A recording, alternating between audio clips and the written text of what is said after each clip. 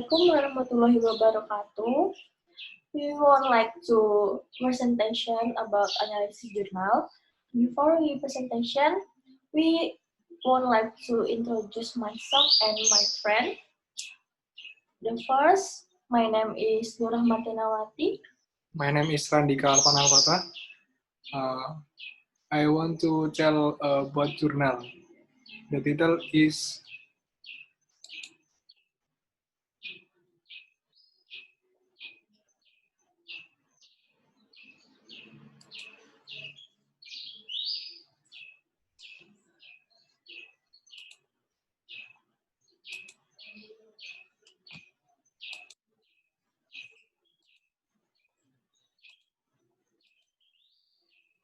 Emergency Treatment and Nursing of Children with Severe Pneumonia Complicated by Heart Failure and Respiratory Failure, 10 case reports.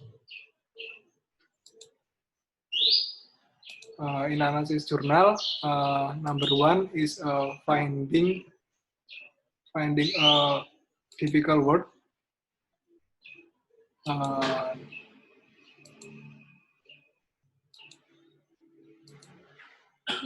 Number 1 is morbidity.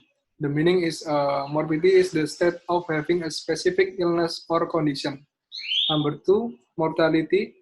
The meaning is mortality is the state of being mortal or susceptible to death, the opposite of immortality.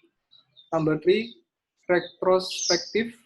Retrospective is a method of retrieving data relating to the past. Number 4, encephalopathy. Encephalopathy is a general term describing a disease that affects the function of structure of your brain. Number 5, distension. Distension is a state of widening or enlarging. Number 6, deactivation. Deactivation is evident by decline in the rate of hydroprocessing reaction with the time on stream. Number 7, obstruction. Obstruction is a block obstruction fluid that cannot flow or move in a duct, such as stone in bile, mud in a water pipe. Electrolytes. Electrolytes are chemicals that conduct electricity when mixed with water. Intubation. Intubation is the process of inserting a tube called endotracheal tube, ET, through the mouth and then into the airway. Then prognosis. Prognosis is an estimate of the future of someone or something, especially about whether a patient will recover from an illness. And then finding the main ideas. Severe pneumonia is a common life-threatening disease, particularly for children, and is more common in infants and young children. So, a detailed inquiry of the medical history was carried out to determine whether the children patients had a history or recurrent respiratory tract infection, and whether they had measles, whooping cough, and other respiratory diseases prior to onset, as well as whether the children patient and a full-term birth or asphyxia, and if the growth and development of children patients after birth was normal. 3. Intravenous injection of immune globulin is considered a safe and effective method for the treatment of children with severe pneumonia. Next, arranging the media ideas into a paragraph.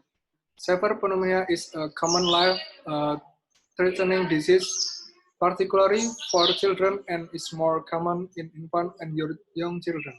A detailed inquiry of the medical history was carried out to determine whether the children patient had a history of recurrent respiratory tract infection, and whether they had measles, whooping cough, and other respiratory disease prior to onset, as well as whether the children patient had a full-form birth or asphyxia, and if the growth and development of children patient after birth was normal.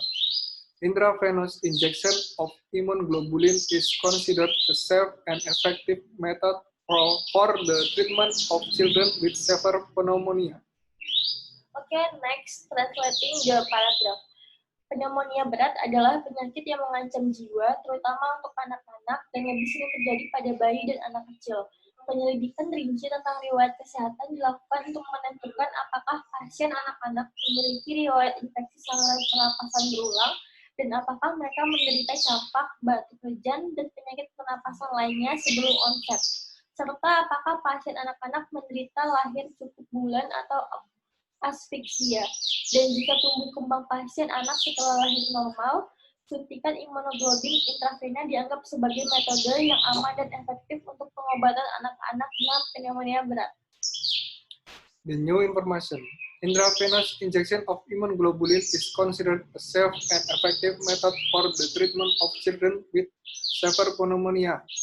It can rapidly improve immunoglobulin G, IgG levels in the patient blood, enhance the body resistance to infection and immune function.